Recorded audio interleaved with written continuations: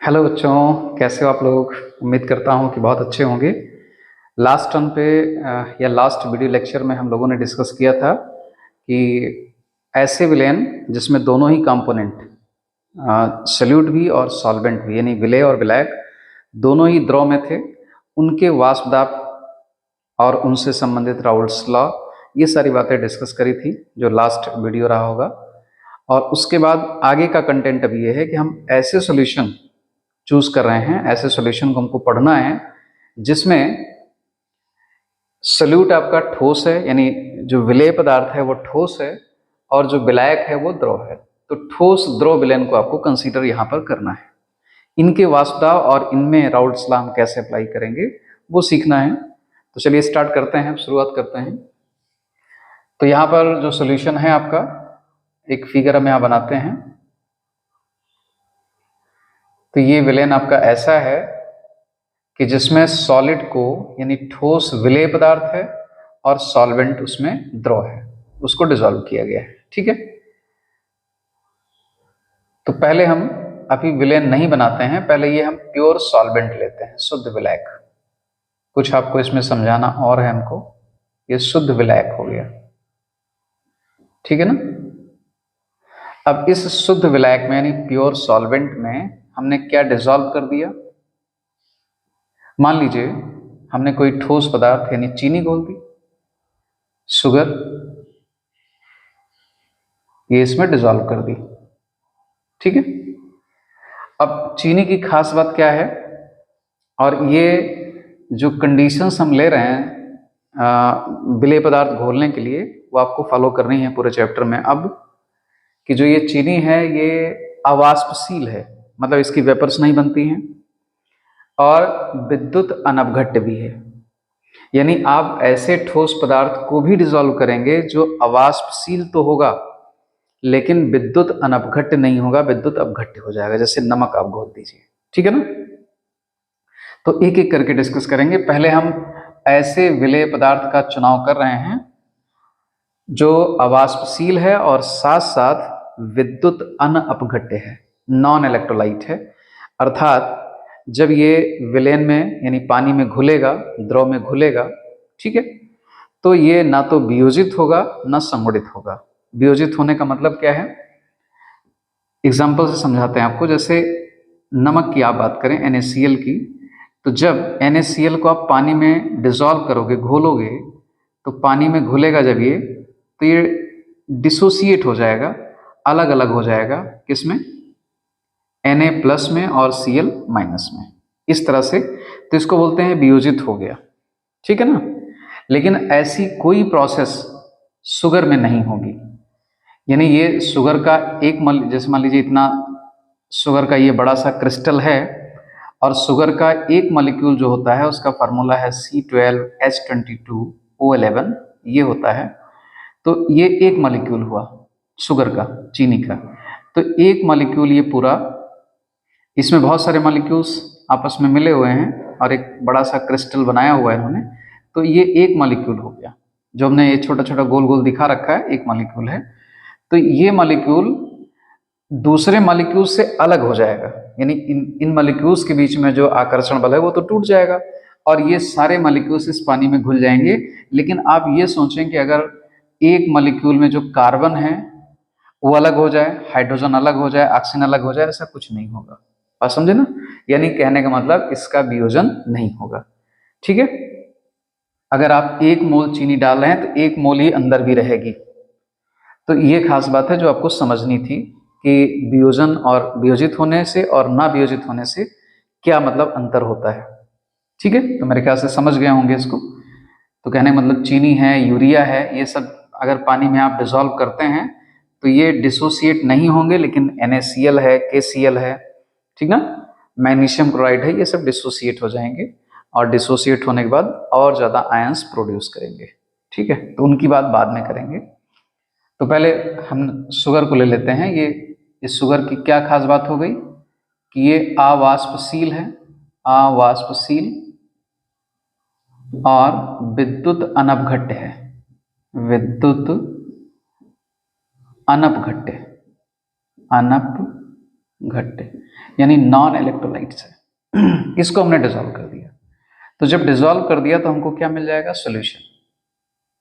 ये विलेन मिल गया हमको, ये विलेन हो गया।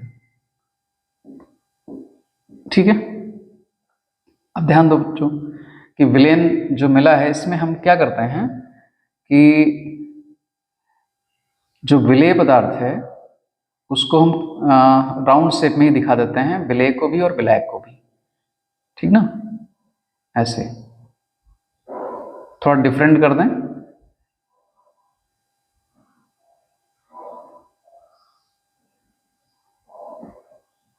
मान लेते हैं इसको ऐसे, ये आपका विलेय को हम ऐसे चलिए दिखा देते हैं, थोड़ा सा समस्या हो रही रिप्रेजेंट करने में इसमें। ये विलेय हो गया, सॉरी विलायक हो गया ये। अब विलेय के मॉलिक्यूल्स यहाँ भी होंगे, यहाँ भी होंगे, यहाँ भी होंगे, यहाँ भी होंगे, यहाँ भी होंगे, इस तरह से पूरे में फैले होंगे जो चीनी के पार्टिकल हैं। ठीक, तो चूंकि इसमें जो विलायक है वही वाष्पित होगा, जो शुगर हमने डिसॉल्व करी है वो अवाष्पशील है और घुलेगा ही नहीं, आप समझे नहीं, ये डिसॉल्व भी नहीं होगा। तो यहां पर जो वेपर प्रेशर जनरेट होगा, वाष्प दाब जो आएगा वो सिर्फ किसके कारण आएगा? विलायक के वाष्पित होने के कारण आएगा। इससे पहले जो हमने पढ़ाया था उसमें दोनों ही घटक यानी विलेय पदार्थ और विलायक दोनों ही द्रव थे और दोनों ही वाष्पित होते थे। तो वहां पर कुछ इस तरह का रिलेशन आया था, राउल्ट्स लॉ का ऐसे आया था। ठीक ना, लेकिन अगर इस सॉल्यूशन में आप लगाएं वो रूल, राउल्ट का नियम, तो सॉल्यूट के लिए अगर हम लगाएं, सॉल्यूट के लिए यानी विलेय पदार्थ के लिए, तो विलेय पदार्थ का आंशिक दाब उसके मोल प्रभाज के समानुपाती होना चाहिए। लेकिन होगा कैसे? क्योंकि सॉल्यूट जो है वो ठोस पदार्थ है और अवाष्पशील है, वाष्पित ही नहीं होगा। जब वेपर्स बनेंगे नहीं तो कैसा वेपर प्रेशर? जब वेपर्स बनेंगे नहीं यानी वाष्प बनेगी तभी तो वेपर प्रेशर होगा, और वाष्प बन नहीं रही है तो वाष्प दाब कैसे हो सकता है? तो इसका मतलब सॉल्यूट का कोई वाष्प दाब नहीं होगा। तो किसका होगा? सिर्फ होगा सॉल्वेंट का। किसका होगा? सॉल्वेंट का, यानी विलायक का होगा। ये विलायक हो गया, तो ये हो जाएगा एक्स विलायक, ये बन गया। राउल्ट्स लॉ यही तो है कि जो भी वाष्पशील घटक हो उसका आंशिक वाष्प दाब उसके मोल प्रभाज के समानुपाती होता है, यही राउल्ट लॉ नियम है। ठीक है, तो एक बात क्लियर हो गई। क्या क्लियर हो गई? कि जो विलेन है जिसमें हमने अवाष्पशील विद्युत अनवघट्य पदार्थ घोल करके विलेन बनाया हुआ है, इस विलेन का अगर हम कुल वाष्प दाब देखें तो ये किसके इक्वल होगा? सिर्फ सॉल्वेंट के आंशिक दाब के योगफल, सॉरी सॉल्वेंट के यानी विलायक के आंशिक दाब के बराबर होगा। ये पी विलायक हो गया, ठीक ना, और ये विलेन हो गया। ऐसा क्यों हुआ? ऐसा इसलिए हुआ, अभी बताया था आपको पहले, कि इसमें जो सॉल्यूट है उसका कोई वाष्प दाब होगा ही नहीं, कोई आंशिक वाष्प दाब होगा ही नहीं। तो सिर्फ जो इसमें वाष्पित होने वाला कंपोनेंट है, घटक है, वो विलायक है। तो विलायक का आंशिक वाष्प दाब जो भी आएगा वही विलेन का वाष्प दाब माना जाएगा। ठीक है ना, विलेन का कुल वाष्प दाब। तो ये हो गया, नहीं तो हम क्या लिखते? विलायक का आंशिक दाब प्लस विलेय का आंशिक दाब लिखते फार्मूले में। चूंकि इसका ये सॉलिड है विलेय, वाष्पित होगा नहीं, आंशिक दाब होगा नहीं, तो इसलिए अब आप कह सकते हैं कि जो विलेन का कुल वाष्प दाब होगा वो विलायक के आंशिक दाब के ही बराबर होगा। अब क्लियर हो गई इतनी? ठीक है, अब इसका भी फार्मूला अगर चाहें तो राउल्ट्स लॉ में आपने पढ़ा ही था। विलायक का आंशिक दाब, ये P विलेन यहां लिख दें, विलेन इज इक्वल टू क्या हो जाएगा? P नॉट विलायक इंटू एक्स विलायक। ये फार्मूला बन जाएगा। क्यों? जो आंशिक दाब है विलायक का वो किसके बराबर होगा? विलायक के शुद्ध अवस्था में वाष्प दाब के और मोल प्रभाज के गुणनफल के बराबर होता है। तो ये एक फार्मूला ये आपका ये भी आ गया, ठीक ना, कि विलयन का जो कुल वाष्प दाब होगा वो शुद्ध विलायक की शुद्ध अवस्था में वाष्प दाब और उसके मोल प्रभाज के गुणनफल के बराबर होगा। यहां पर ये बातें हो गई, ठीक ना। चाहो तो आप P विलयन लिखो और चाहे P विलायक लिख दो, बात एक ही है, कोई अंतर नहीं है। हम इसको ऐसे भी लिख सकते हैं यहाँ केस में, P यानी विलायक का आंशिक दाब इज इक्वल टू हो जाएगा P नॉट विलायक इंटू एक्स विलायक। ये फार्मूला बन गया आपका, ठीक है। तो बात क्लियर हो गई, इस फार्मूले को ध्यान में रखिएगा, ठीक है। तो ये तब हुआ जब आपका विलेय पदार्थ कैसा था? अवाष्पशील था और विद्युत अनवघट था, ठीक है। अब यहां पर एक चीज और हम बताते हैं, एक टर्म आएगा वाष्प दाब का अवनमन। वाष्प दाब अवनमन एक हेडिंग हम डाल देते हैं यहां पर, यह समझाना है आपको, वाष्प दाब अवनमन, अवनमन, ठीक है। ये क्लियर करते हैं। अब इसको मिटा दे रहे हैं। वाष्प दाब अवनमन क्या होता है, ठीक है। अवनमन का मतलब होता है लोअरिंग, कम हो जाना, घट जाना।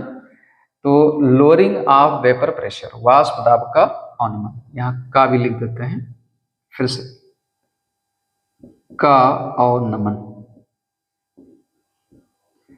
यानी लोअरिंग ऑफ वेपर प्रेशर, ये समझना बहुत ध्यान से।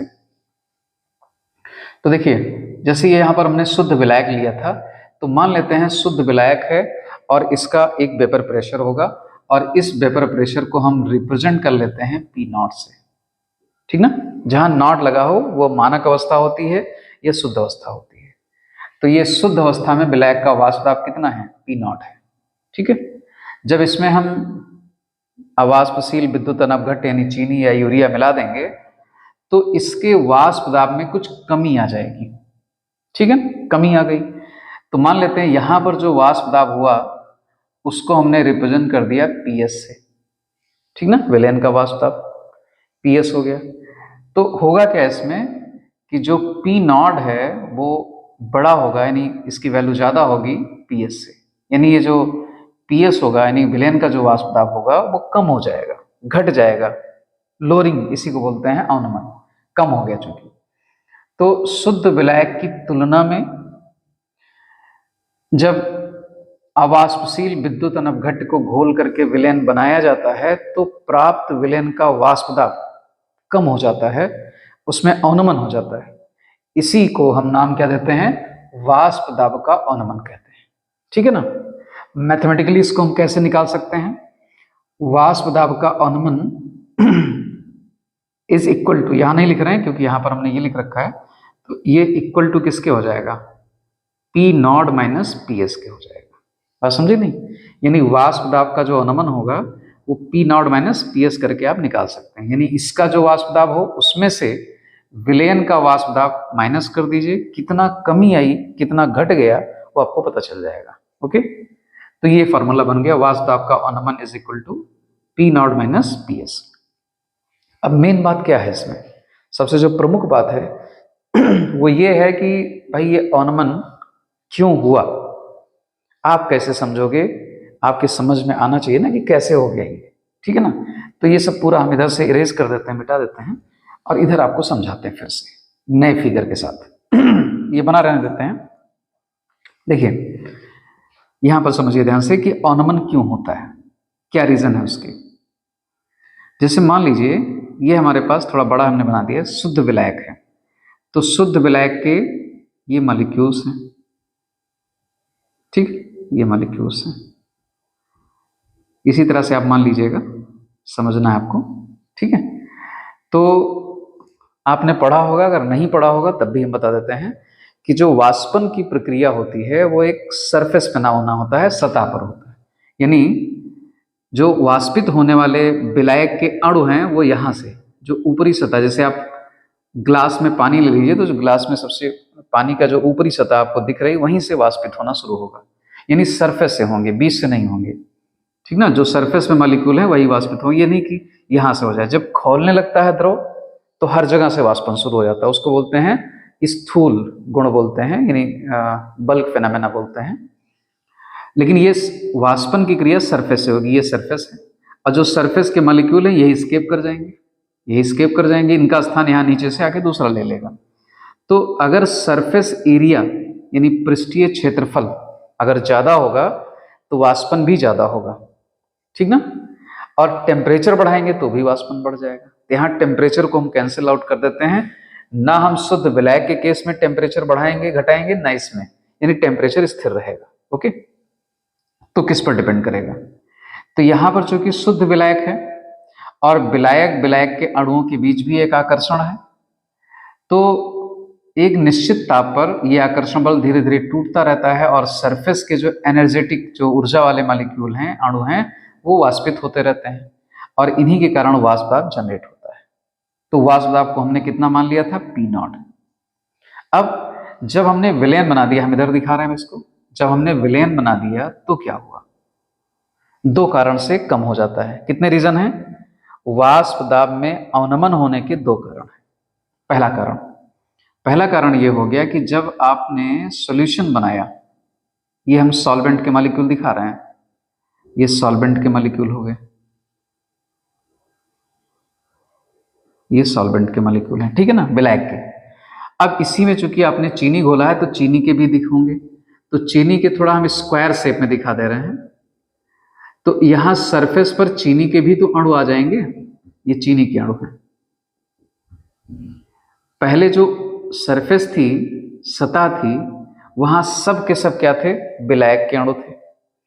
तो उनको मतलब विलायक के अणुओं के लिए जो सतह का क्षेत्रफल था वो ज्यादा था, यानी सब के सब यहाँ विलायक के अणु हैं, यहाँ सब पूरा। और चूंकि सतह पर ज्यादा अणु हैं तो ज्यादा वाष्पन होगा। अब क्या हुआ, जब आपने इसमें चीनी घोल दी, ये चीनी के अणु मैं बना रहा हूं थोड़ा सा दिखाने के लिए, आपको समझाने के लिए, ये चीनी के अणु हैं, ठीक ना, बीच बीच में घुले पड़े हैं सब इनके, इस थोड़ा सा स्क्वायर शेप में मैंने दिखा दिया इनको इस तरह से, ठीक है ना, समझने के लिए। तो ये विलायक के अणु और ये चीनी के अणु। तो चूंकि चीनी के जो अणु हैं वो पूरे विलयन में जाएंगे, पूरे विलायक में घुल जाएंगे, ठीक है ना, तो यहां भी तो आएंगे, सरफेस पर भी आ जाएंगे। और सरफेस पर अगर चीनी का अणु ना आता तो यहाँ कौन होता, विलायक का अणु होता। इसका मतलब चीनी के अणुओं ने, यानी विलेय पदार्थ के अणुओं ने विलायक के अणुओं को सरफेस से हटा दिया, यानी जो ऊपरी जो सरफेस थी सबसे ऊपर, यहां से हट गए। इसका मतलब हुआ कि सतह पर से विलायक के अणुओं की संख्या कम हो गई, तो इनके वाष्पन की दर भी कम हो जाएगी। वाष्पन की दर कम हो जाएगी तो वाष्प दाब कम हो जाएगा।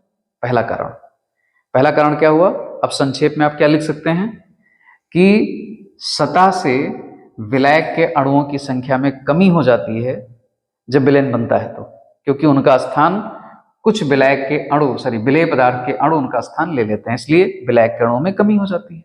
जब कमी हो गई तो वाष्पन की क्रिया धीमी हो जाएगी, वाष्पन की क्रिया धीमी होगी तो वाष्प दाब कम हो जाएगा। पहला कारण ये हो गया।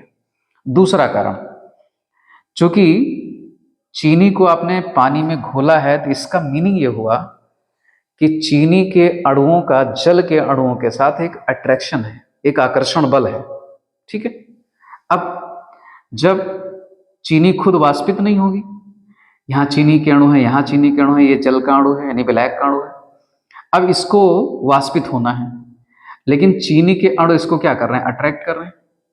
चूंकि चीनी के अणु खुद वाष्पित होंगे नहीं और आकर्षण बल से बंधे होने के कारण जल के अणु भी वाष्पित होने से रुक जाएंगे, ठीक ना। जब रुक जाएंगे तो वाष्पन की क्रिया कम हो जाएगी, और कम हो जाएगी तो वाष्प दाब भी क्या हो जाएगा, कम हो जाएगा। ये दो कारण हो गए, एक तो विलेय के अणुओं के साथ विलायक के अणुओं का आकर्षण, तो आकर्षण है तो क्या करेंगे, वो उसको वाष्पित होने से रोक लेंगे, क्योंकि खुद वाष्पित नहीं होंगे और दूसरे को वाष्पित होने नहीं देंगे। क्यों नहीं होने देंगे, क्योंकि उनके साथ आकर्षण बल लगा हुआ है, ठीक ना। तो ये दो रीजन हो गए।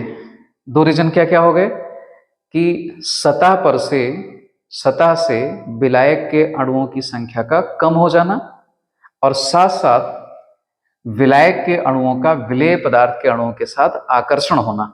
ये दो कारण हैं जिससे जो विलयन बनता है उसके वाष्प दाब में कमी आ जाती है। ठीक है ना। तो मेरे ख्याल से रीजन समझ गए होंगे। तो ये कमी होने का ये प्रमुख कारण है। और जो ये कमी होने की घटना हो रही है इसी को हम क्या नाम देते हैं, वाष्प दाब का अवनमन कहते हैं। अवनमन मतलब कमी होना। ठीक है, मेरे ख्याल समझ गए होंगे।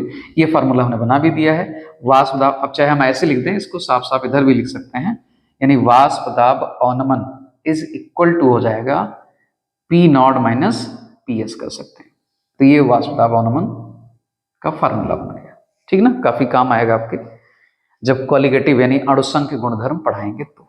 ठीक है, तो इससे संबंधित बातें हो गई। और अब हम पढ़ते हैं आइडियल यानी आदर्श विलयन और अनादर्श विलयन। तो ये क्या होते हैं, आदर्श विलयन और अनादर्श विलयन। ठीक है,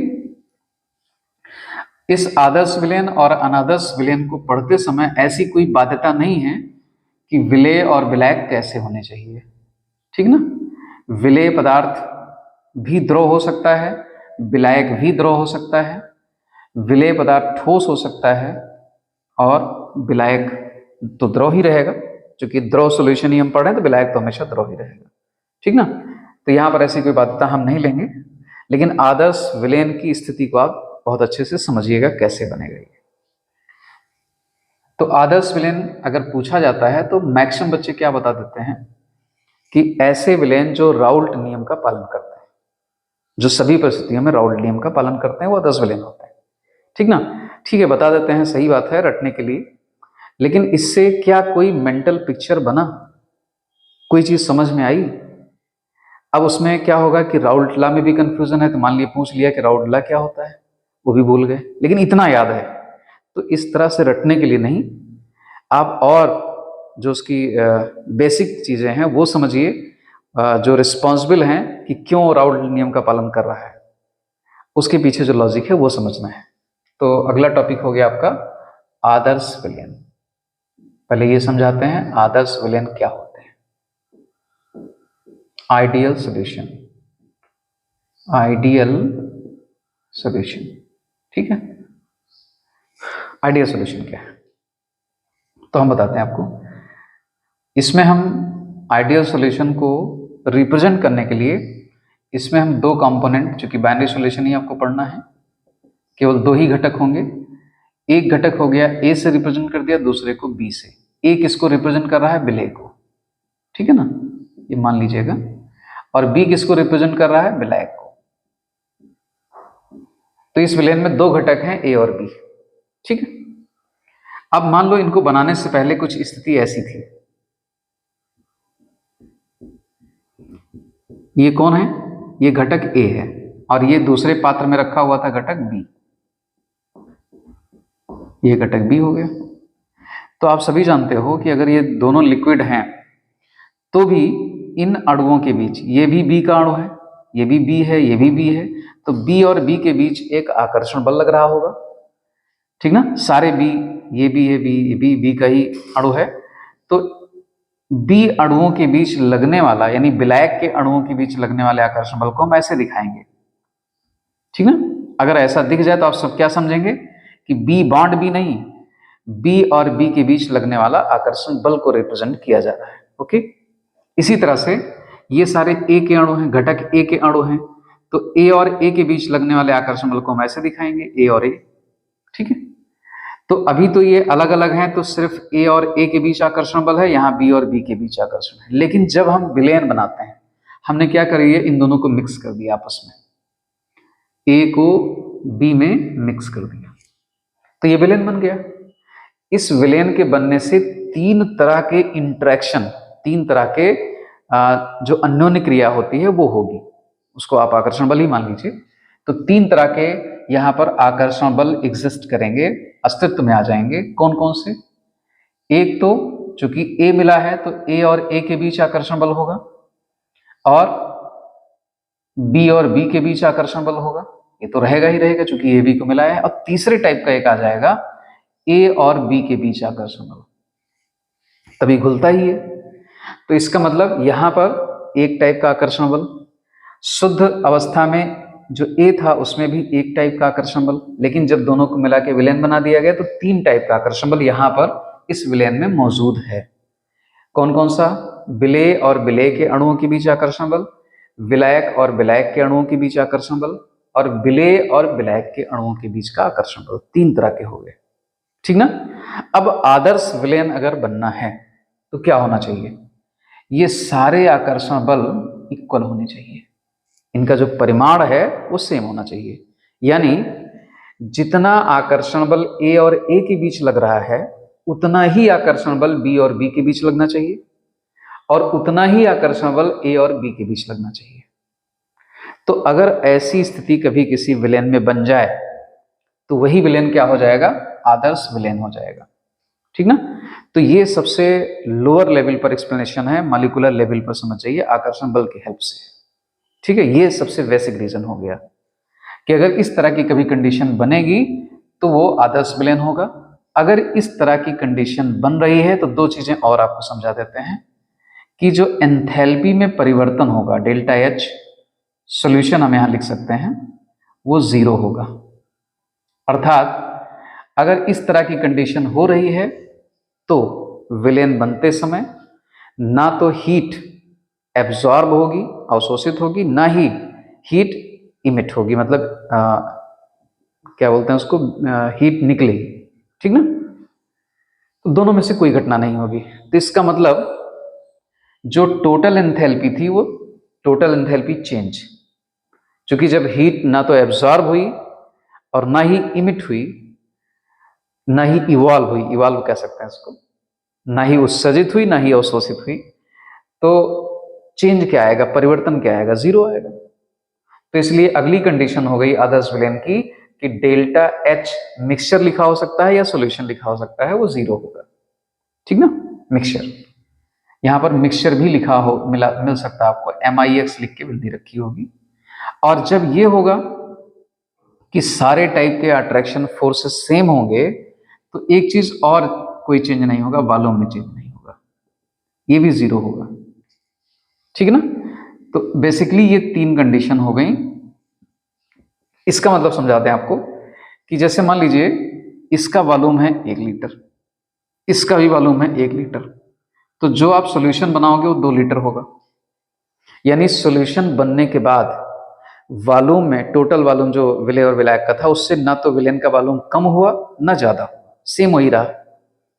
अगर कम हो जाए या ज्यादा हो जाए तो ऐसे विलेन अनादर्श विलेन की श्रेणी में आ जाएंगे, और निश्चित रूप से ये सारे फोर्सेस जो सारे इंटरेक्शन लग रहे हैं, सारे आकर्षण बल लग रहे हैं, वो इक्वल नहीं होंगे, ठीक है ना। तो फिलहाल ये हो गया आदर्श विलेन की कंडीशन, स्थितियां।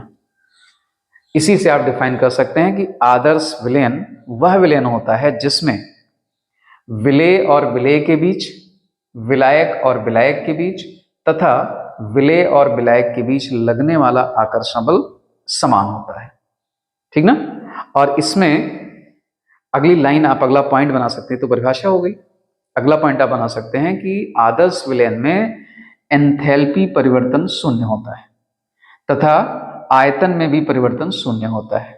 अब जब ये सारी घटना हो जाएगी, ये वाली स्पेशली ये वाली, तो ऐसे सारे विलयन राउल्ट नियम का पालन करेंगे ही करेंगे। तो अगला लाइन भी लिख सकते हैं कि आदर्श विलयन प्रत्येक स्थितियों में राउल्ट नियम का पालन करते हैं, ठीक ना। राउल्ट नियम का पालन करने का मतलब क्या हुआ कि जैसे जैसे घटक का मोल प्रभाज, राउल्ट नियम का पालन करने का मतलब यही है कि आंशिक दाब उसके मोल फ्रैक्शन के समानुपाती हो।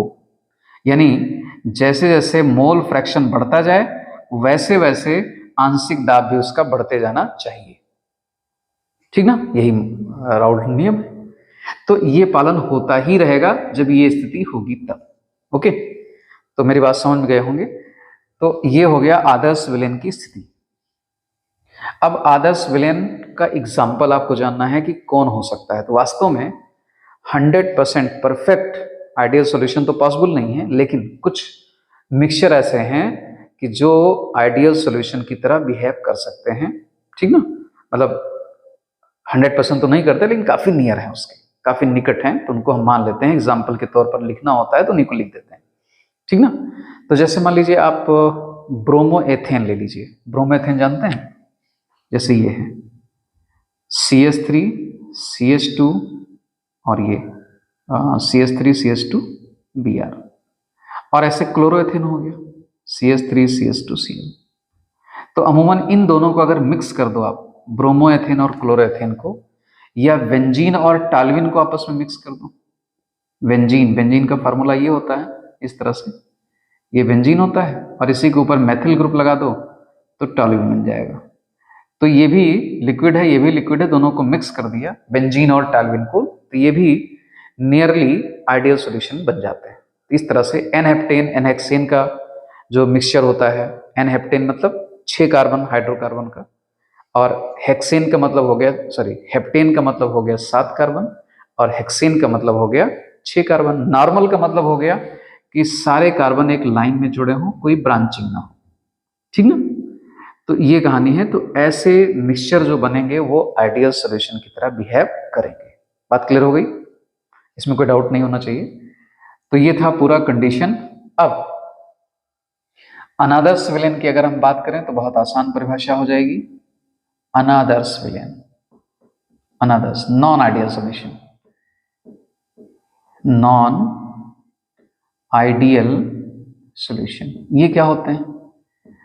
तो मेरे ख्याल से अब आप भी बता सकते हैं कि अगर ये इंटरेक्शंस आपस में बराबर ना हो, तीनों बराबर ना हो, कोई दो मान लीजिए बराबर हो भी जाए, तीसरा लेकिन ना बराबर हो, तो जब ये सारे आकर्षण बल अर्थात विलेय और विलेय के बीच लगने वाला आकर्षण बल, विलायक और विलायक के बीच लगने वाला आकर्षण बल तथा विलेय और विलायक के बीच लगने वाले आकर्षण बल आपस में बराबर ना हो, इक्वल ना हो, तो ऐसे विलयन को हम क्या कहेंगे? अनादर्श विलयन कहेंगे।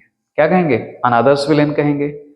और अनादर्श विलयन के लिए delta H mixture is not equal to 0 हो जाएगा। डेल्टा V मिक्सचर क्या हो जाएगा? नॉट इक्वल टू 0 हो जाएगा। कहने का मतलब कि अनादर्श विलयन जब बनेगा तो या तो हीट एब्सॉर्ब होगी यानी उष्मा अवशोषित होगी, या उष्मा उत्सर्जित होगी, दोनों में से कोई एक फेनोमेना जरूर होगा। इसी तरह से या तो वॉल्यूम में कमी आएगी या वॉल्यूम बढ़ जाएगा। किसका? विलयन का। किससे? इन दोनों के आयतन से।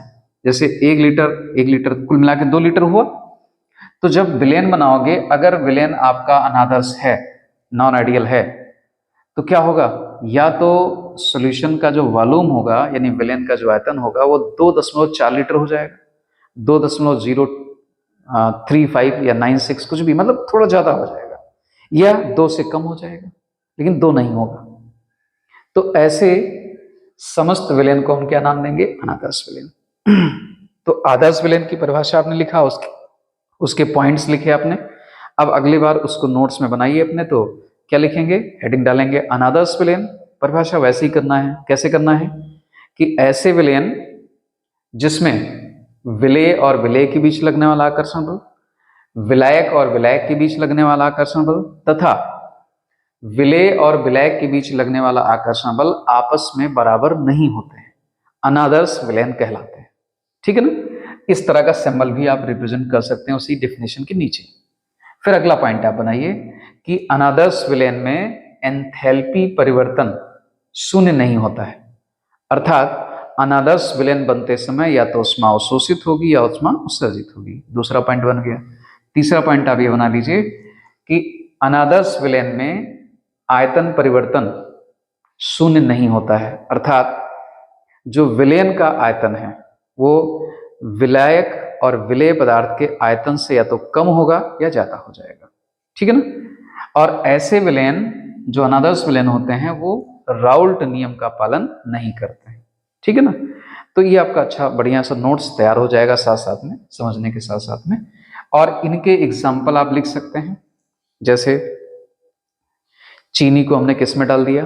पानी में डाल दिया, तो ये नॉन आइडियल सोल्यूशन ही बनेगा। कैसा सोल्यूशन बनेगा? नॉन आइडियल सोल्यूशन बनेगा।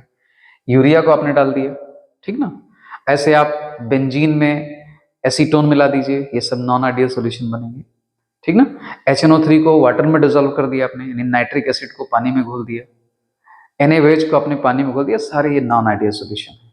तो बहुत लिस्ट है, आप उसको कुछ ना कुछ तैयार रखिएगा, 2-4 एग्जाम्पल आपको जरूर पता होने चाहिए सभी के बारे में। ओके, तो ये हो गया आइडियल सॉल्यूशन और नॉन आइडियल सॉल्यूशन के बारे में। अब इसी में जो अनअदर्स विलेन है, ये भी कितने तरह के होते हैं? ये 2 तरह के होते हैं। एक ऐसे जो राउल्ट नियम से धनात्मक विचलन दिखाते हैं, अर्थात जिनका वाष्प दाब प्रत्येक परिस्थिति में क्या होगा, राउल्ट नियम से निर्धारित वाष्प दाब से ज्यादा आएगा। और एक होगा जो ऋणात्मक विचलन दर्शाते हैं, अर्थात उनका वाष्प दाब हमेशा क्या होगा, राउल्ट नियम से निर्धारित जो वाष्प दाब होगा उससे कम आएगा, ठीक ना। तो इन दोनों के बारे में पढ़ेंगे फिर हम लोग। ओके, तो आप लोगों ने ये पढ़ लिया कि आदर्श विलयन क्या होता है और अनादर्श विलयन क्या होता है, समझा दिया आपको पूरा, ठीक है ना। और अब अनादर्श विलयन 2 टाइप के होते हैं, बताया था ना अभी कि अनादर्श विलयन कितने टाइप के होंगे, 2 टाइप के। एक वो होंगे जो राउल्ट नियम से धनात्मक विचलन प्रदर्शित करेंगे, और दूसरे कौन से होंगे, जो ऋणात्मक विचलन प्रदर्शित करेंगे। तो इसका मीनिंग क्या है, धनात्मक ऋणात्मक? कहने का मीनिंग ये हुआ कि राउल्ट के नियम से जो वाष्प दाब हम निर्धारित करेंगे, उससे जिन विलयनों का वाष्प दाब ज़्यादा रहेगा उनको हम क्या बोलेंगे कि ये धनात्मक विचलन दिखा रहे हैं। और राउल्ट नियम से निर्धारित जो वाष्प दाब आएगा, अगर ऐसे विलयन आपके पास हो जाएं जो उससे कम वाष्प दाब दिखा रहे हों, तो बोलेंगे ये राउल्ट नियम से नेगेटिव यानी ऋणात्मक विचलन प्रदर्शित कर रहे हैं, ठीक है ना। तो अनादर्श विलयन 2 टाइप के हो गए। अब ये ऐसा क्यों करते हैं, इनके पीछे का लॉजिक क्या है, वो हम लोग समझेंगे यहाँ पे। तो ये मैंने दोनों लिख दिया है, एक साथ कंपेयर करके आपको बताएंगे। पहला हो गया ये राउल्ट नियम से धनात्मक विचलन प्रदर्शित करने वाले अनादर्श विलयन, इंग्लिश है इसकी non ideal solution showing positive deviation from Raoult's law. इसमें हमने नहीं लिखा है, आप बना सकते हैं इसको। राउल्ट नियम से ऋणात्मक विचलन प्रदर्शित करने वाले विलयन means non ideal solutions showing negative deviation from Raoult's law, ये इसकी इंग्लिश हो जाएगी, ठीक है ना। तो अभी पीछे टॉपिक में आपको समझाया भी था कि हमने विलेय और विलायक को किस तरह से रिप्रेजेंट किया है, किस तरह से प्रदर्शित किया है। तो विलेय पदार्थ को हमने ए से रिप्रेजेंट किया और विलायक को बी से। वही सेम पैटर्न यहाँ भी चलता जाएगा पूरे उस पे टॉपिक में। तो ए मतलब विलायक के अणु को प्रदर्शित करेगा, विलेय के, और बी जो होगा वो हमेशा विलायक के अणु को प्रदर्शित करेगा, ठीक है ना। तो इसी इंटरेक्शन जो विलेय विलायक के बीच इंटरेक्शन होगा उसी पर सब कुछ डिपेंड करता है। तो चलिए हम पहले वाले पर बात करते हैं कि ऐसे कौन से विलयन होंगे जो धनात्मक विचलन प्रदर्शित कर सकते हैं। तो ऐसे विलयन होंगे जिनमें विलेय और विलेय के बीच लगने वाला जो आकर्षण बल है, या फिर विलायक और विलायक के बीच लगने वाला जो आकर्षण बल है, वो हमेशा ज्यादा होगा किससे, जो नया आकर्षण बल जनरेट हो रहा है, यानी ए और बी के बीच, यानी विलेय और विलायक के बीच लगने वाले आकर्षण बल से हमेशा ज्यादा होगा, ठीक ना। तब ऐसी स्थिति आएगी। आप इसको यहाँ छोटा सा फिगर बना के आपको समझाते हैं। जैसे मान लीजिए ये है आपका विलेय पदार्थ है, ये विलेय पदार्थ हो गया, तो इसके अणुओं के बीच आकर्षण बल तो लग ही रहा है, ठीक ना। तो ये जो आकर्षण बल है ये ज्यादा है, और ये मान लीजिए ये क्या हो गया, विलायक हो गया, ये विलायक के अणु हो गए। तो विलायक के अणुओं के बीच लगने वाला आकर्षण बल भी ज्यादा है, चाहे ये ज्यादा हो, चाहे ये ज्यादा हो, चाहे दोनों ज्यादा हो, ठीक है ना। लेकिन जब इन दोनों को मिक्स करके हमने विलयन तैयार कर लिया, ये बी वाला था विलायक, जब विलयन तैयार किया तो निश्चित रूप से विलेय के कुछ अणु इनके बीच में आ जाएंगे, विलायक के अणुओं के बीच में आ जाएंगे, तो एक नए टाइप का इंटरेक्शन बनेगा, जो कौन सा होगा, विलयन में 3 तरह के इंटरेक्शन होते हैं, आपको बताया था कि विलेय और विलेय के बीच भी लग रहा होगा, विलेय और विलायक के बीच लग रहा, लेकिन यहाँ हमसे मतलब है जो तीसरे टाइप का इंटरेक्शन शुरू हुआ विलेय और विलायक के बीच, यानी ए और बी के बीच। तो यहां पर जो अट्रैक्शन फोर्स जनरेट होगा ए और बी के बीच, यानी विलेय और विलायक के बीच, वो कम हो जाएगा। इनसे विलेय और विलेय के बीच लगने वाले आकर्षण बल से कम होगा, या फिर विलायक के अणुओं के बीच लगने वाले आकर्षण बल से कम होगा सदैव। तभी ऐसे विलयन बनेंगे, ऐसे अनादर्श विलयन बनेंगे जिनका वाष्प दाब सदैव ज्यादा होगा। किससे ज्यादा होगा? आदर्श विलयन से। कहने का मतलब जो राउल्ट नियम से निर्धारित वाष्प दाब होगा उससे कहीं ज्यादा आएगा, ठीक ना। और रीजन भी सही है, क्यों आ रहा है? क्योंकि यहां पर आकर्षण बल ए और बी के बीच कम हो गया।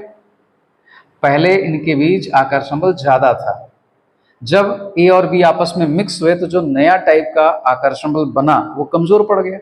तो ए और बी क्या होंगे? आसानी से स्केप कर जाएंगे, आसानी से वेपर फेज में चले जाएंगे। तो जब उनका वेपर फेज में यानी वाष्प प्रावस्था में जाना आसान हो जाएगा, तो आसान हो जाएगा तो इसका मतलब ज्यादा वाष्पित होंगे, ज्यादा वाष्पित होंगे तो वाष्प दाब बढ़ जाएगा। इसका मतलब ये राउल्ट नियम का पालन नहीं कर रहे हैं, जो होना चाहिए था वो नहीं हो रहा है, उससे कहीं ज्यादा वेपर प्रेशर आ रहा है, वाष्प दाब आ रहा है, ठीक है ना। तो ऐसे विलयन का एक्चुअल एग्जाम्पल कहाँ है? तो ये एक्चुअल एग्जाम्पल 3 हमने लिख रखे हैं, और इसका क्लू पॉइंट भी आपको हम बता देंगे कि जो क्लू पॉइंट यही है इसका कि ऐसा आपको एक इंटरेक्शन जरूर पहचानना है कि जो बनने वाला नया इंटरेक्शन है विलेय और विलायक के बीच वो कमजोर पड़ जाए, और जो विलेय विलेय या विलायक विलायक के बीच था वो मजबूत हो। तो यही इसका क्लू पॉइंट होगा। तो अभी इसमें एग्जाम्पल में हम समझाते हैं आपको। ये हो गया CS2 यानी कार्बन डाइसल्फाइड और एसीटोन। ये दोनों जब आपस में मिक्स होते हैं तो कार्बन डाइसल्फाइड और एसीटोन के बीच लगने वाला आकर्षण बल वो कमजोर पड़ जाता है। किसकी तुलना में? कार्बन डाइसल्फाइड नहीं, बल्कि एसीटोन अणुओं के बीच लगने वाले आकर्षण बल से। दोनों में से किसी एक से होना चाहिए। तो कार्बन डाइसल्फाइड से तो नहीं, लेकिन एसीटोन से ज्यादा हो, मतलब कम हो जा रहा है, ठीक है ना। चलिए समझते हैं इसको। यहां पर ये वाला एग्जाम्पल यहाँ पर एग्जाम्पल से समझाते हैं। कार्बन डाइसल्फाइड का जो स्ट्रक्चर है वो ये है, ठीक है ना, ये है। एक टाइप से अगर इसको देखा जाए तो ये नॉन पोलर यानी अध्रुवीय अणु है, और जो अणु अध्रुवीय होता है उन अणुओं के बीच आकर्षण बल अपेक्षाकृत कम होता है। वंडरवाल फोर्स का मान जो होता है, बल का मान जो होता है वो कम होता है। तो अगर एक वेसल में कार्बन डाइसल्फाइड लिया गया है तो इसके अणुओं के बीच चूंकि पोलैरिटी नहीं है तो बहुत ही दुर्बल वंडरवाल फोर्स, जैसे हम लंदन फोर्सेस या डिस्पर्सन फोर्सेस कहते हैं, वही इसमें काम करेगा। तो इसका मतलब इसका एस्केप करना बहुत आसान होगा। यानी अगर ये विलेय इसको हम मान लें और ये विलायक मान लें, तो यहाँ पर विलेय के अणुओं के बीच जो लगने वाला आकर्षण बल है वो अपेक्षाकृत कमजोर है। लेकिन इसमें दूसरा जो पार्ट है विलायक, एसीटोन, एसीटोन का स्ट्रक्चर अगर हम देखें तो वो इस तरह से होता है। ये लीनियर नहीं, जैसे ये रेखीय स्ट्रक्चर है लेकिन ये त्रिकोणीय है, और इसमें इसकी विद्युत ऋणात्मकता ज्यादा होती है, तो इस पर पार्शियल नेगेटिव चार्ज और यहाँ पर पार्शियल पॉजिटिव चार्ज, ठीक है ना। ऐसे ही, बिल्कुल ऐसे ही दूसरा मॉलिक्यूल भी होगा एसीटोन का। यानी हम कह सकते हैं एसीटोन का अगर मॉलिक्यूल हम ऐसे बनाएं तो एक सिरे पर ऋण और दूसरे सिरे पर धनावेश है। ऐसे दूसरा मॉलिक्यूल होगा, उसमें भी एक सिरे पर क्या होगा? धनावेश, दूसरे सिरे पर ऋण। तो ये दोनों एक दूसरे को अट्रैक्ट करना शुरू कर देंगे और इनके बीच एक स्थिर वैद्युत बल काम करने लगेगा, और अपेक्षाकृत ये जो आकर्षण बल बन रहा है ये स्ट्रांग होता है। तो सीधी सी बात समझ में आ गई होगी कि अब एसीटोन के अणुओं के बीच लगने वाला आकर्षण बल स्ट्रांग है, मजबूत है, वो ज्यादा है, ज्यादा प्रबल है। फिर क्या हुआ? इन दोनों को आपस में मिला दिया गया। तो जब इन दोनों को मिला देंगे तो क्या होगा?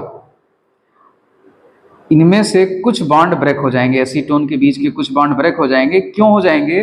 क्योंकि एसीटोन के कुछ मॉलिक्यूल, कुछ अणु इसके साथ यानी कार्बन डाइसल्फाइड अणु के साथ आकर्षण बल में आ जाएंगे, या यूं कह लीजिए कार्बन डाइसल्फाइड कुछ एसीटोन अणुओं का स्थान ले लेगा, उनके बीच में आ जाएगा। तो ये स्ट्रांग बॉन्ड था, लेकिन जब यहीं पर कार्बन डाइसल्फाइड आ जाएगा तो एसीटोन और सल्फाइड के बीच का लगने वाला जो बॉन्ड है वो कमजोर पड़ जाएगा। तो इन दोनों के एस्केप करने का यानी वाष्पित होने के चांसेस बढ़ जाएंगे, बढ़ गए। अब जब बढ़ जाएंगे तो वेपर प्रेशर बढ़ जाएगा।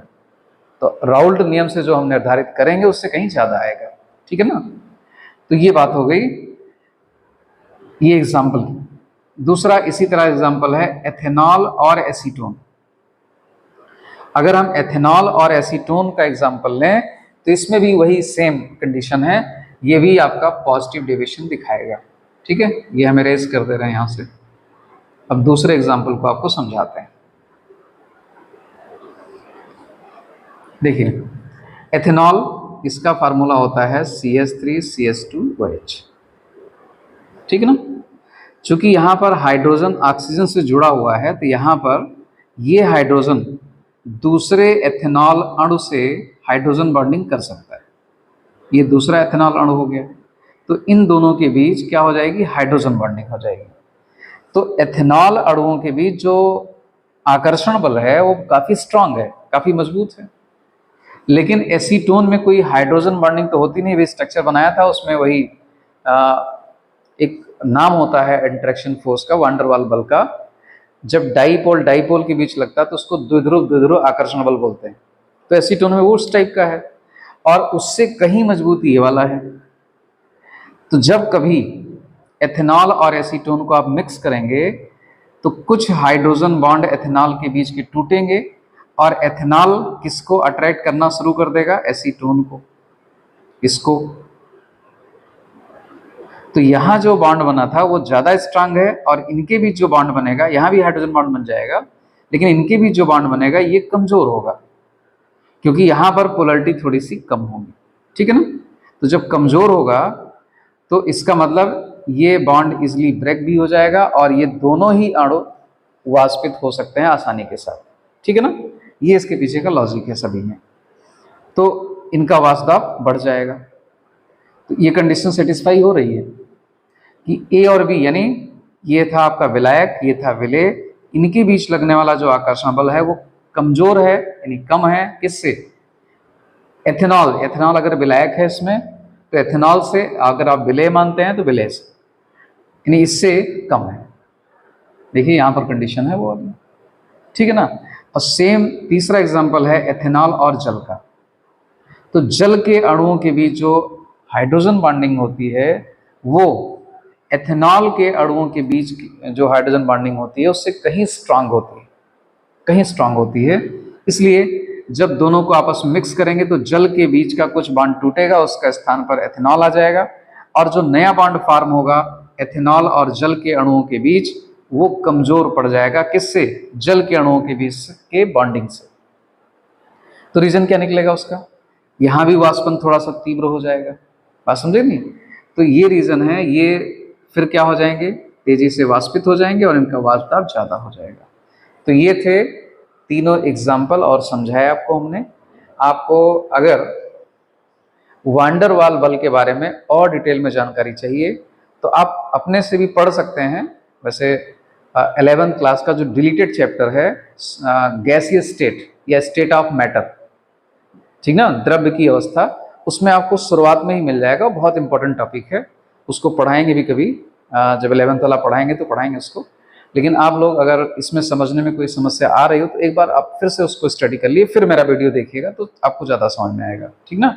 उसमें बताया गया कि वान डेर वाल बल कितने टाइप के होते हैं, तो उनका सबका टाइप दिया हुआ है।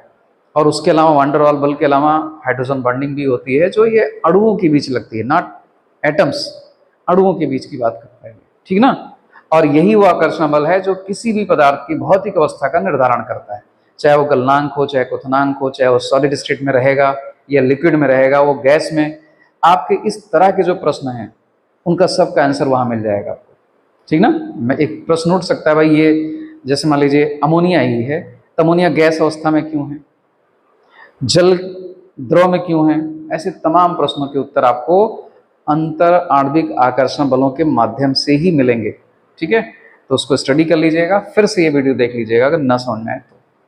चलिए नेक्स्ट टॉपिक पे चलते हैं, दूसरा वाला करते हैं।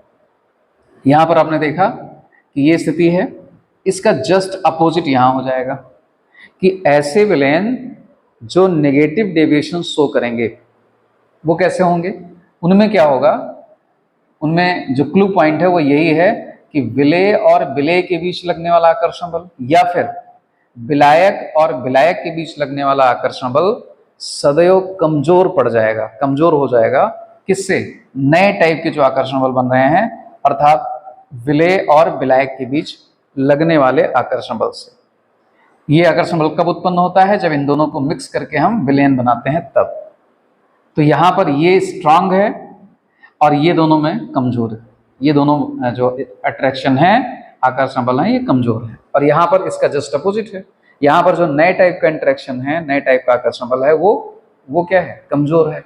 ये दोनों स्ट्रांग है, यहाँ पर ये दोनों कमजोर हैं, ये स्ट्रांग है। ओके, तो एक साथ इनको पढ़िएगा भी कंपेयर करके, तो अच्छे से याद भी रहेगा आपको, ठीक है ना। और इसके एग्जाम्पल कौन हो गए? फिनॉल और एनिलीन। ठीक है, होता क्या है कि जब फिनॉल, जैसे मान लीजिए ये फिनॉल है, ये फिनॉल के मॉलिक्यूल्स हैं, ये एनिलीन के मॉलिक्यूल्स हैं, तो इनके बीच जो आकर्षण बल है अणुओं के बीच, वो जो कुछ भी है, लेकिन जैसे ही आप इन दोनों को आपस में मिला देंगे और फिनॉल और एनिलीन के अणु आपस में आकर्षण बल लगाएंगे, वो स्ट्रांग हो जाएगा काफी। इसमें ये वाला जो नया आकर्षण बल बनेगा फिनॉल और एनिलीन के अणुओं के बीच, वो ज्यादा स्ट्रांग होगा। क्यों? इसका जो प्रोटॉन है इसके लोन पेयर से काफी अच्छे से इंटरेक्ट करता है, और ये जो अट्रैक्शन फोर्स जनरेट होता है ये काफी स्ट्रांग हो जाता है। तो नया टाइप का जो इंटरेक्शन बना वो काफी स्ट्रांग हुआ, इसलिए ना तो ये अब आसानी से वाष्पित हो पाएंगे, ना तो ये, इसलिए वाष्पन की दर कम हो जाएगी, और वाष्पन की दर कम हो जाएगी तो वाष्प दाब भी कम हो जाएगा। वाष्प दाब कम हो जाएगा तो इसका मतलब क्या हुआ कि जो हम राउल्ट नियम से निर्धारित कर रहे होंगे उससे कहीं कम आएगा हर कंडीशन में, ठीक ना। दूसरा एग्जांपल है क्लोरोफार्म और एसीटोन का। यहां भी वही है कि जैसे क्लोरोफार्म का स्ट्रक्चर अगर हम देखें तो ये है, ये ClClC, ठीक है ना। जब क्लोरोफार्म का ये मॉलिक्यूल है, जैसे मान लीजिए यहां पर हमने ले लिया क्लोरोफार्म के मॉलिक्यूल, तो इनके बीच काफी पोलरिटी है, तो द्विध्रुव आकर्षण बल इनके बीच मौजूद है, ठीक है ना, ये इनके बीच है। और एसीटोन में भी वही द्विध्रुव टाइप का है। एसीटोन का भी स्ट्रक्चर आपने देखा था, ये तीनों इलेक्ट्रोनेगेटिव हैं, ये पार्शियल नेगेटिव, ये पार्शियल पॉजिटिव, ये पार्शियल नेगेटिव, ये पार्शियल नेगेटिव। तो कहने मतलब यहाँ पर एक द्विध्रुव बन जाएगा। और एसीटोन में, एसीटोन की स्थिति भी आप देख चुके हैं पहले भी, ये स्थिति है CH3 यहाँ पर रहेगा, तो इस पर पार्शियल पॉजिटिव, इस पर पार्शियल नेगेटिव। ये सब क्यों आ रहा है? क्योंकि इसकी विद्युत ऋणात्मकता ज़्यादा है, इसकी कम है, ठीक है ना, ये अलग टॉपिक है। तो ये आ गया, तो यहाँ भी एक द्विध्रुव है, यहाँ भी द्विध्रुव है। तो जो ये एसीटोन के अणु हैं इनके बीच जो आकर्षण बल लग रहा है वो द्विध्रुव आकर्षण बल है, और क्लोरोफॉर्म के अणुओं के बीच जो आकर्षण बल लग रहा है वो भी क्या है? डाइपोल इंटरेक्शन, यानी द्विध्रुव आकर्षण। ओके, जब इन दोनों को मिला दिया जाएगा आपस में तब क्या होगा? जो नए टाइप का इंटरेक्शन जनरेट होता है वो ये होता है, जैसे ये एसीटोन हो गया और ये हो गया क्लोरोफॉर्म, ये हो गया क्लोरोफॉर्म। तो नया टाइप का जो इंटरेक्शन होगा वो हो जाएगा O और H के बीच, यानी क्लोरोफॉर्म का जो हाइड्रोजन है और एसीटोन का जो ऑक्सीजन, इन दोनों के बीच हाइड्रोजन बॉन्डिंग हो जाएगी। और जो हाइड्रोजन बॉन्ड बनता है वो स्ट्रांग होता है, वो मजबूत होता है, इसको याद कर लीजिएगा आप लोग, द्विध्रुव आकर्षण बल से, ठीक ना। तो जब ये नया वाला इंटरेक्शन, यानी इसको अगर हम A मान लें, इसको B मान लें, तो AB इंटरेक्शन जो है आपका वो स्ट्रांग है, और ये दोनों उनके अपेक्षा कमजोर हैं। यानी शुद्ध अवस्था में जो क्लोरोफॉर्म के अणुओं के बीच लग रहा था, शुद्ध अवस्था में जो एसीटोन के अणुओं के बीच लग रहा था, वो कमजोर पड़ गया, लेकिन नया वाला स्ट्रांग है। तो अब दोनों में से कोई वाष्पित नहीं हो पाएगा, क्यों हो पाएंगे? ज्यादा स्ट्रांगली अटैच हो गए, तो वाष्पन की क्रिया धीमी पड़ जाएगी और वाष्प दाब कम हो जाएगा। तो ये नेगेटिव यानी ऋणात्मक विचलन प्रदर्शित करेंगे। ओके, तीसरा भी बिल्कुल इसी टाइप का एग्जाम्पल है, जल और नाइट्रिक अम्ल। तो इतना हमने एक्सप्लेन कर दिया है, तो ये भी सेम रीजन है। जल के अणुओं के बीच क्या है, हाइड्रोजन बॉन्डिंग है, स्ट्रांग है।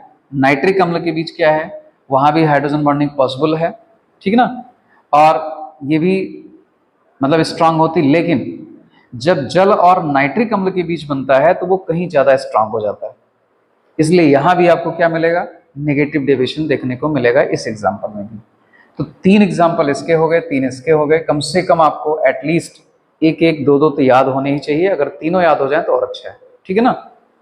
तो ये हो गया आपका राउल्ट नियम से विचलन प्रदर्शित करने वाले दोनों तरह के विलयन, यानी नेगेटिव वाले भी और पॉजिटिव वाले भी, ठीक है। ओके, अब तीनों टाइप के आपने सॉल्यूशन पढ़ लिए। तीनों टाइप्स मतलब हमारा ये है कि आपने आदर्श विलयन पढ़ लिया, अनादर्श विलयन में जो 2 टाइप थे, धनात्मक विचलन और ऋणात्मक वाले, उनको भी सीख लिया आपने, ठीक है ना। अब इन तीनों का ग्राफ जो वक्र है वाष्प दाब और मोल प्रभाज का, वो एक साथ हम लोग डिस्कस करेंगे, यहाँ पर हम लोग एक साथ समझेंगे, ठीक ना, तीनों को कंपेयर करेंगे साथ में।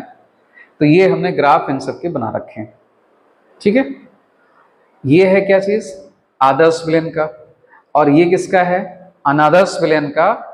लेकिन कैसा अनादर्श विलयन है ये, जो राउल्ट नियम से धनात्मक विचलन प्रदर्शित करता है। और ये तीसरा ग्राफ है, अनादर्श विलयन का ये है, लेकिन ये राउल्ट नियम से ऋणात्मक विचलन प्रदर्शित करता है। ऐसा ग्राफ आपको बुक में मिलेगा। तो कैसे समझेंगे, क्या मीनिंग निकालेंगे इनका, ठीक है ना। तो इधर देखिए हमने वाष्प दाब है, यहाँ पर हमने लिख दिया है, यहाँ पर भी वही चीज होगा वाष्प दाब, यानी इस एक्सिस पर वाष्प दाब, और इस पर जाएंगे तो मोल प्रभाज घटेगा बढ़ेगा, ठीक है। चलिए डिस्कस करते हैं। तो ये है आपका आदर्श विलयन के लिए।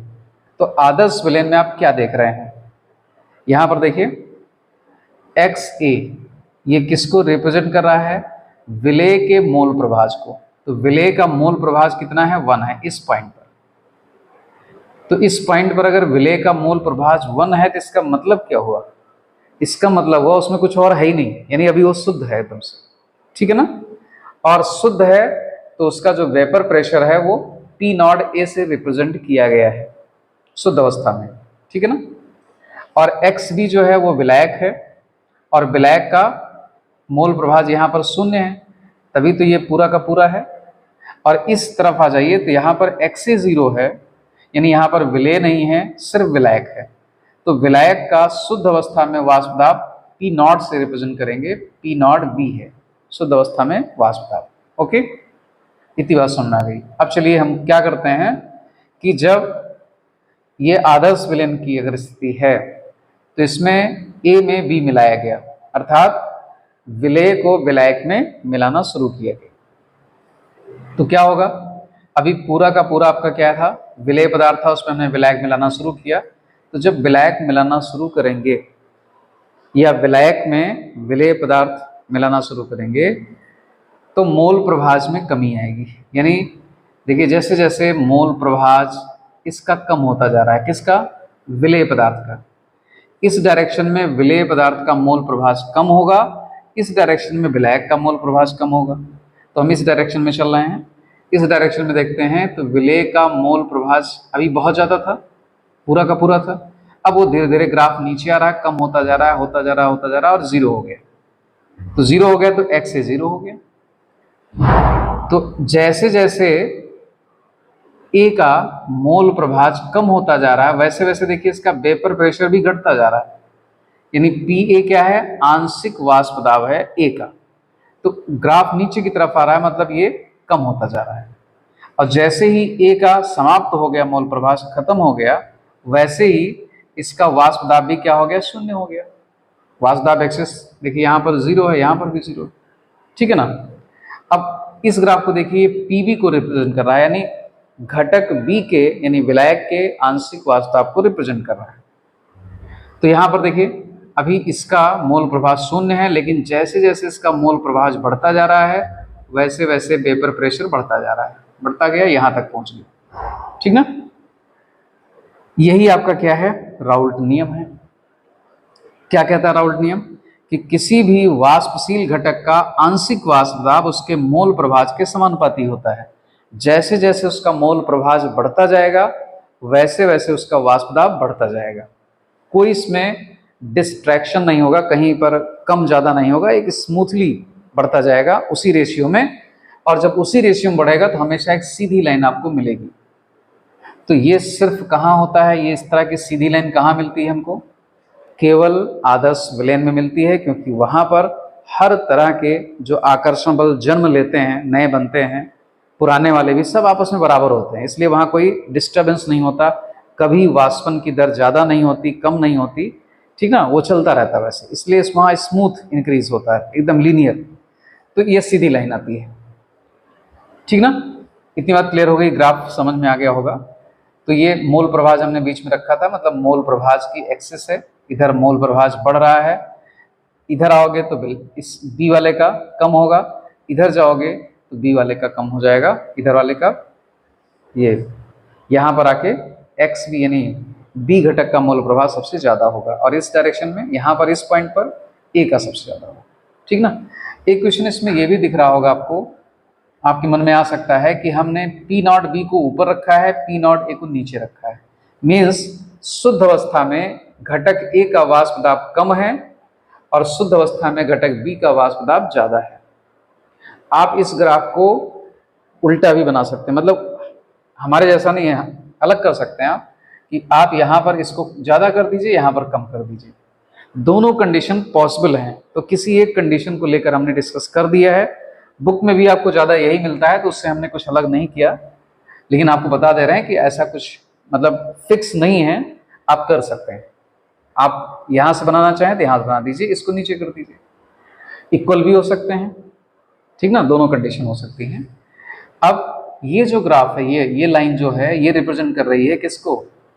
ये विलयन के कुल दाब को रिप्रेजेंट कर रही है। तो यहाँ क्या पता चल रहा है आपको कि प्रत्येक संगठन पर, हाँ, जैसे मान लीजिए यहाँ पर इस कंडीशन में देखिए, मिलाइए इसको, तो यहाँ पर इस कंडीशन में ये मोल प्रभाज को रिप्रेजेंट करता है, इसका मतलब यहाँ पर एक्स ए यानी ए का मोल प्रभाज ज्यादा है, अभी बी का थोड़ा हुआ है, बी का कम है अपेक्षाकृत। तो ऐसी कंडीशन में विलयन का वाष्प दाब, विलयन का कुल वाष्प दाब दोनों के आंशिक दाब के योगफल के बराबर होगा, ठीक है। और आदर्श विलयन की स्थिति में विलयन का जो वाष्प दाब है वो किसी भी स्थिति में घटक ए के शुद्ध अवस्था में वाष्प दाब से कम नहीं होगा और घटक बी के शुद्ध अवस्था में वाष्प दाब से ज्यादा नहीं होगा, यही उसकी लिमिट है।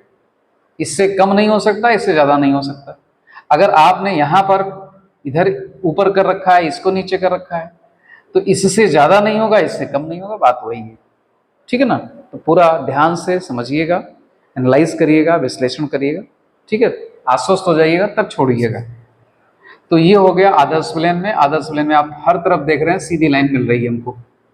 अब आते हैं अनादर्श विलयन में।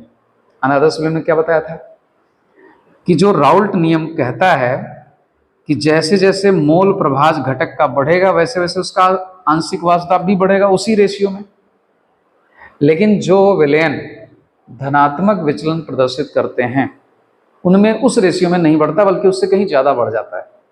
इसलिए यहाँ पर ग्राफ आपको कैसा मिलेगा, ये जो हमने कटी हुई लाइन दिखाई है ये आदर्श स्थिति को दिखा रही है, ये सीधी लाइन है, ये सीधी लाइन है बिल्कुल, ठीक ना। लेकिन धनात्मक विचलन प्रदर्शित करने वाले विलयन के लिए हमेशा जो सीधी लाइन है आदर्श वाली स्थिति थी उससे हमेशा ऊपर से जाएगी, एंड पर मिल जाएगी, लेकिन बीच में जो कंपोजिशन है उसमें हमेशा ज्यादा होगा, क्योंकि ये और ये स्थिति तो शुद्ध अवस्था को रिप्रेजेंट करते हैं ना, ये और ये। इसलिए बीच के कंपोजिशन में जब आप ए और बी को आपस में मिलाएंगे, सॉल्यूशन बनाएंगे, तो हमेशा ज्यादा ही होगा। क्या ज्यादा होगा? वाष्प दाब ज्यादा होगा। किसका वाष्प दाब? दोनों घटकों का वाष्प दाब, चाहे ए का ले लीजिए चाहे बी का ले लीजिए, ठीक ना। और यहां तक कि भी सॉल्यूशन का भी वाष्प दाब ज्यादा होगा, ठीक ना, किसी कंपोजिशन पर। तो जो लाइन आपको सीधी दिख रही थी वो सीधी ना होकर के ऊपर से निकल रही है। तो कटी हुई लाइन सिर्फ इसलिए बनाया जिससे आपको एक आइडिया रहे कि यहाँ होना चाहिए था, लेकिन वाष्प दाब काफी ज्यादा है, मतलब आदर्श स्थिति से विचलन दिखा रहा है, डेविएट कर रहा है, ठीक है। तो ये पूरी बात होगी। अब नेगेटिव में अगर आ जाए, ये अनादर्श विलयन है, ये सीधी लाइन आदर्श स्थिति को व्यक्त कर रही है, लेकिन जैसे जैसे हम ए और बी को आपस में मिक्स करेंगे, दोनों के मोल प्रभाज में वृद्धि होगी, एक में कमी होगी, एक में वृद्धि होगी, तो दोनों के वाष्प दाब कम हो जाएंगे। देखिए हमेशा लाइन कहाँ से जा रही है, नीचे से जा रही है। नीचे से जाने मतलब कि जो वेपर प्रेशर वाष्प दाब है राउल्ट नियम से निर्धारित किया गया, उससे कहीं कम वाष्प दाब आ रहा है, ठीक ना। तो इसलिए इसमें ग्राफ को आप यानी लाइन को, वक्र को आप नीचे से ले जाएंगे, जो आदर्श स्थिति थी उससे नीचे से जाएगा। तो ये समझने वाला पॉइंट हो गया। और विलयन का भी वही स्थिति रहेगा, हमेशा नीचे से जाएगा, ठीक है ना। तो ये ग्राफ बने होते हैं जिनको आपको समझना होता है। और इसमें हमने एक जैसी स्थिति ली है, हमेशा ए कंपोनेंट का वेपर प्रेशर हमने कम रखा है, बी का ज्यादा रखा है। आप इसको उलट सकते हैं, ए का ज्यादा कर सकते हैं और बी का कम कर सकते हैं। तो ग्राफ कुछ इस तरह से हो जाएगा। यहाँ पर मैं दिखा देता हूँ आपको। मान लीजिए आपने ए का ज्यादा कर लिया और बी का कम कर दिया, यहाँ पर आ गया पीवी। तो ग्राफ जो ये बना है इस तरह से बन जाएगा। सब ये मिटा देते हैं, इस तरह से हो जाएगा। अब ये सीधी लाइन यहाँ जाएगी, ये लाइन ऐसे आएगी, ठीक ना, और सॉल्यूशन वाली लाइन ऐसे आएगी, इस तरह से बन जाएगा। ऐसे यहाँ भी आप चेंज कर सकते हैं, ये आपके ऊपर है, ठीक है ना। तो मेरे ख्याल से ग्राफ आप समझ गए होंगे। तीनों ग्राफ हमने एक साथ डिस्कस कर दिए, ठीक है। तो ये हो गया आपका आदर्श विलयन, अनादर्श विलयन, तीनों स्थितियां हो गई, ठीक ना। और अब इसके बाद इसी में है एजियोट्रॉप्स यानी स्थिर क्वाथी मिश्रण। जब हम सॉल्यूशन विलेय और विलायक को मिला करके बनाते हैं तो एक निश्चित संघटन पर कुछ विचित्र घटना होती है, कुछ इंटरेस्टिंग फिनोमेना होता है, और ऐसे कंपोजिशन वाले सॉल्यूशन को हम नाम देते हैं स्थिर क्वाथी मिश्रण। क्या होते हैं इनको चलिए समझते हैं, ठीक है, ओके। तो अब पढ़ते हैं एजियोट्रॉप्स, यानी इनकी हिंदी होगी स्थिर क्वाथी मिश्रण। अभी बताया था ना कि जो हमने अनादर्श विलयन पढ़ रखे हैं उसमें कुछ विलयन ऐसे होते हैं जो एक निश्चित संघटन पर इस तरह का विलयन बनाते हैं। क्या खास बात है इनकी वो समझिए ध्यान से। तो पहले मीनिंग समझाते हैं आपको। स्थिर क्वाथी मिश्रण मतलब हो गया एजियोट्रॉपिक मिक्सचर, आर एजियोट्रॉप्स इनको कहते हैं। तो आखिर क्या है, अगर हम इनकी परिभाषा करें समझने के लिए तो क्या होगा, कैसे परिभाषित करें। तो परिभाषा के लिए आपको बोल देते हैं कि यानी ऐसे मिश्रण, ठीक ना, ऐसे विलयन कह सकते हो आप, ऐसे मिश्रण कह सकते हो जिनका वाष्प प्रावस्था में, यानी जब वो वेपोराइज हो रहे हैं तो जो उनकी वेपर्स बन रही हैं, वाष्प बन रही हैं, ठीक है ना, वाष्प प्रावस्था और विलयन में जो कंपोजिशन होता है, जो संघटन होता है वो समान हो जाता है। ऐसे सभी विलयनों को हम क्या कहते हैं, स्थिर क्वाथी मिश्रण कहते हैं या स्थिर क्वाथी विलयन कहते हैं, ओके। तो दो बातें क्लियर हुई। यानी जो रेशियो, जैसे मान लीजिए स्थिर क्वाथी मिश्रण है तो यहाँ पर हमने जल और एथेनॉल को मिक्स कर रखा है, तो जल और एथेनॉल का जो रेशियो यहाँ पर है वही रेशियो यहाँ पर भी होगा, वही कंपोजिशन हो, वही संगठन होगा, ठीक ना, वाष्प में भी होगा और वही लिक्विड में भी होगा। तो जब ऐसी स्थिति आ जाए तो ऐसे मिश्रण को हम क्या कहते हैं, स्थिर क्वाथी मिश्रण। परिभाषा समझ में आ गई होगी कि ऐसा मिश्रण जिसकी वाष्प प्रावस्था और विलयन प्रावस्था दोनों में संघटन समान हो जाए स्थिर क्वाथी मिश्रण कहलाता है। अब ये कितने तरह के होते हैं, ये दो तरह के होते हैं। पहला है निम्न क्वथनांकी स्थिर क्वाथी मिश्रण यानी मिनिमम बॉइलिंग एजियोट्रॉप्स, और दूसरा होता है उच्च क्वथनांकी स्थिर क्वाथी मिश्रण यानी मैक्सिमम बॉइलिंग एजियोट्रॉप्स, ओके। तो इसका मीनिंग क्या है, मिनिमम का मतलब हो गया, पहले तो आपको ये समझाते हैं कि ऐसे कौन से अनादर्श विलयन होंगे जो इस तरह का यानी मिनिमम बॉइलिंग एजियोट्रॉप्स यानी निम्न क्वथनांकी स्थिर क्वाथी मिश्रण बना सकते हैं। तो ध्यान रखना कि वही बनाएंगे जो राउल्ट नियम से बहुत ज्यादा धनात्मक विचलन प्रदर्शित करेंगे, ठीक ना। और उस कैटेगरी का एग्जाम्पल कौन सा है, जल और एथेनॉल। तो आपने मान लीजिए ये ले रखा है जल और एथेनॉल का मिश्रण, ये जल और एथेनॉल का मिश्रण है। अब इसमें से जैसे जैसे जल निकलता जाएगा, ठीक ना। अभी मान लीजिए इसमें 50-50% दोनों हैं, 50% जल है और 50% क्या है, एथेनॉल है। और फ्रैक्शनल डिस्टिलेशन से यानी प्रभाजी आसवन से मान लीजिए आप यहाँ पर जल को अलग करते जा रहे हैं, तो जल का जो कंपोजिशन है वो चेंज होता जा रहा है, मतलब पूरे मिश्रण का चेंज हो रहा है और जल का अमाउंट कम होता जा रहा है और इसका जो रेशियो है एथेनॉल का वो बढ़ता जा रहा है। और जैसे ही ये कंपोजिशन आ जाएगी, यानी इस विलेन में एथेनॉल 95% हो जाएगा, मतलब जैसे 100 ml है तो 95 ml एथेनॉल हो जाए लगभग, और 5 ml जब इसमें जल रह जाएगा तो ये मिश्रण किस तरह व्यवहार करना शुरू कर देगा, एक स्थिर क्वाथी मिश्रण की तरह। और कैसा मिश्रण, निम्न क्वथनांकी स्थिर क्वाथी मिश्रण बन जाएगा। बात मेरी समझ में आ रही है। यानी पहले नहीं था, एथेनॉल और जल को जब हमने मिलाया था शुरुआत में तब वो स्थिर क्वाथी नहीं था। कब हुआ, एक निश्चित संगठन प्राप्त करने के पश्चात हुआ। कब हुआ, एक निश्चित संगठन पर। कौन सा संगठन, जब एथेनॉल मिश्रण में एथेनॉल 95% रह जाएगा और 5% उसमें पानी रह जाएगा, तो जब ये कंपोजिशन अचीव कर ली जाएगी, जब इस कंपोजिशन पर मिश्रण पहुंच जाएगा तब वो किस तरह बिहेव करना शुरू कर देगा, स्थिर क्वाथी मिश्रण की तरह। ठीक है ना, एक बात समझ में आ गई। फिर निम्न क्वथनांकी क्यों होगा, क्योंकि देखा गया कि इस तरह का मिश्रण जो होगा उसका क्वथनांक, यानी अगर इसको आप बॉयल करें, इसको उबालें, ये क्वथनांक इसका जो आएगा वो क्वथनांक कितना होगा, एथेनॉल के क्वथनांक और जल दोनों घटकों के क्वथनांक से कम होगा, यानी कम के ताप पर उबलने लगेगा। ठीक है, इसीलिए बोला गया इसको निम्न क्वथनांकी। जब दोनों घटकों के क्वथनांक से कम ताप पर ये मिश्रण उबलने लगता है, स्थिर क्वाथी मिश्रण उबलने लगता है, तो ऐसे स्थिर क्वाथी मिश्रण को क्या कहा जाएगा, निम्न क्वथनांकी स्थिर क्वाथी मिश्रण कहेंगे। ठीक है ना। मान लेते हैं इसका अप्रोक्सीमेट हमको याद है कि ऑलमोस्ट 78 डिग्री सेल्सियस इसका क्वथनांक होता है और 100 तो सभी को पता है। तो ये जो स्थिर क्वाथी मिश्रण बन चुका है, अब ये ना तो 78 पर ना 100 पर, बल्कि 78 से नीचे के क्वथनांक यानी के ताप पर उबलना शुरू कर देगा, बॉयल कर जाएगा। तो इसीलिए इसका नाम क्या पड़ा, निम्न क्वथनांकी स्थिर क्वाथी मिश्रण। ठीक है ना, एक बात तो ये हो गई। पहचानने का तरीका आपको बता दिया कि इस तरह के जो मिश्रण होंगे वो क्या कौन से होंगे, जो राउल्ट नियम से अत्यधिक धनात्मक विचलन प्रदर्शित करेंगे।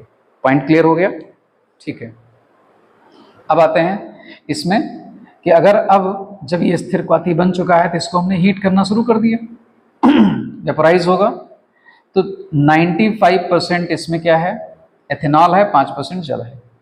जो वेपर्स बनी, जो वाष्प बनी इसके वेपराइज होने से, इसका भी विश्लेषण किया गया तो यहाँ भी वही कंपोजिशन पाई गई, 95%:5, वही सेम कंपोजिशन। तो जो यहाँ है वही यहाँ है। और जब ऐसा हो जाएगा तब इन दोनों घटकों को आप पृथक नहीं कर सकते।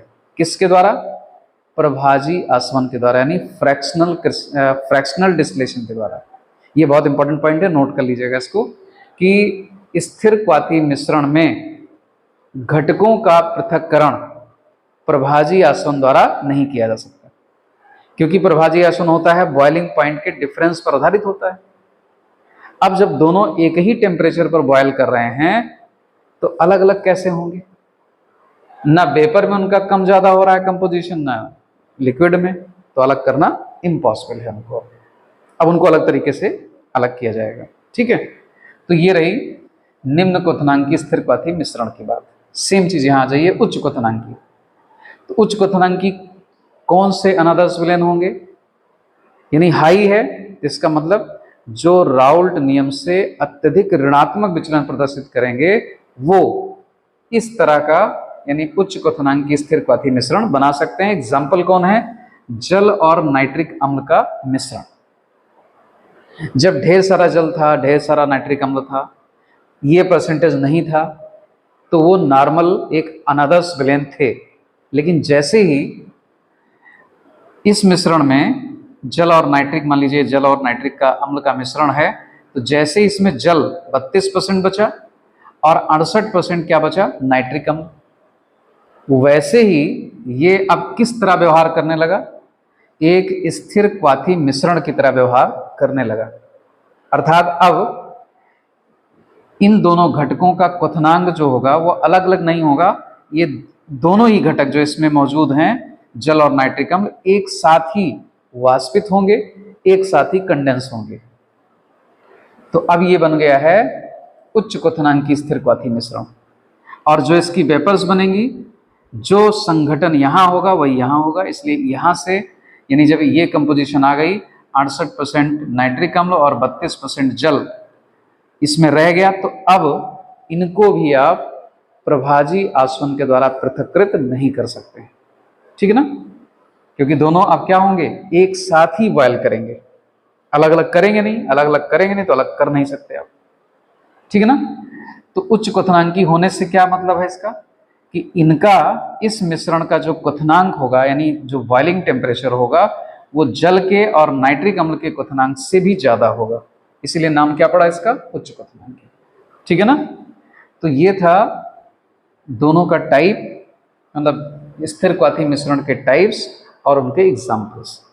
तो क्या समझे इसमें स्थिर क्वाथी मिश्रण में, कि स्थिर क्वाथी मिश्रण कोई अलग से बन के नहीं आता, बल्कि एक नॉर्मल विलेन अनादर्श विलेन होता है, और अनादर्श विलेन ही एक निश्चित संगठन पर स्थिर क्वाथी मिश्रण की तरह व्यवहार करने लगते हैं। तो सबके लिए अलग अलग कंपोजिशन होता है, जैसे यहाँ दोनों एकदम एग्जाम्पल लिखे हैं आपके सामने, कि जल और एथेनॉल का स्थिर क्वाथी मिश्रण कब बनता है, जब मिश्रण में 5% जल हो, 95% लगभग एथेनॉल हो, तब बनता है। लेकिन जल और नाइट्रिक अम्ल का कब बनता है, जब जल 32% हो, नाइट्रिक अम्ल 68 हो। अगर इनसे कुछ, जैसे मान लीजिए यहाँ 40% जल हो और यहाँ 60 हो, तब ये स्थिर क्वाथी मिश्रण नहीं होगा। यहाँ पर 10% हो, यहाँ पर 90 हो, तब ये स्थिर क्वाथी नहीं होगा। लेकिन जैसे ही 5 और 95 का रेशियो आ जाएगा वैसे हो जाएगा। तो उम्मीद करता हूँ कि ये पूरा समझ में आपको आया होगा, ठीक है। नोट्स भी आप साथ साथ बनाते चलिएगा, पॉइंट्स हमने क्लियर किए हैं। जैसे यहाँ पर आपको जब हमने डेफिनेशन बताई तो आप डेफिनेशन फट से नोट कर लीजिए, ठीक ना।